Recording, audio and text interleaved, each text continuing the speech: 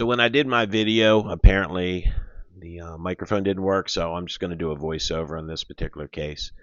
So we've removed all the plastics and we've got the tank off, so we're ready to deal with the main airbox, which is right here.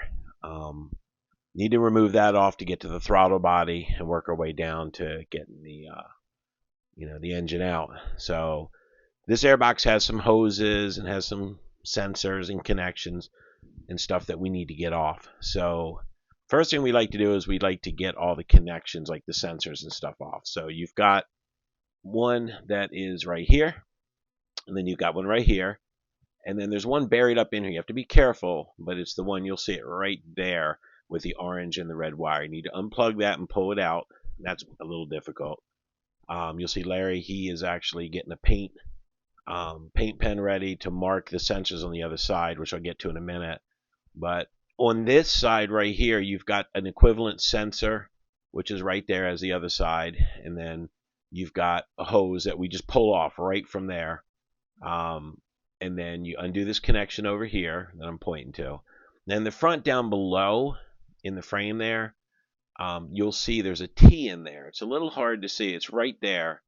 I pulled that one off right there. Just grab the T and pull it towards you by holding that hose.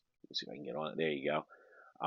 Hold that hose and you just pull that apart, because the hose there goes straight up to the airbox. Right here, you'll see where we've marked it. We do this all the time, so we don't need to mark it, but just to show you, we marked the connector and the actual sensor, because you'll actually look at a gray and think a gray clip goes to a gray sensor, and that's not the case. Sorry, I'm trying to look at it with the looking through the phone. But we do that just way there's no problems putting this thing back together, and you won't get any FI lights. On this side, there's the connector that I undid from over there that goes right there, and I show you that I've disconnected that one hose and pulled it off. Now you have another hose closer to me, not the center one, but that hose right there. That goes down, and right off the throttle body, you can unplug that as well. Just pull that right off. There's a little clip down there as well, and then I just drop that sensor down below to keep it with the throttle body, make it easier to pull it off.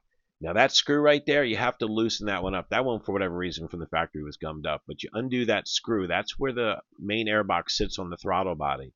So once I do that one, on the other side, I'll come over here and show you that there's another one on the back one. They're buried in. We've painted them orange just so you can see it. See it right in there. So you're going to see if I can get you focused in a little bit closer. You can see our connections that we've marked with all the paint. But it's in there. It's not hard to see. It's really hard to find it on the camera, to be honest with you. But once I zoomed out, there it is right there. So you just need to loosen that up.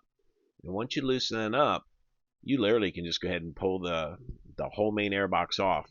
And the way to do that is just pry from the backside there. It'll pop right off. And you can see right here that we've already got it off, and now we're starting to work on the throttle body. And there is 2 clamps on the throttle body down lower that are on boots. You have to undo those, which I'm going to point to right here. There's one of them. And then there's an equivalent one on the front that's on the other side of the bike. See if I can get you a shot of it. It's kind of hard, but it's right there. You can see it.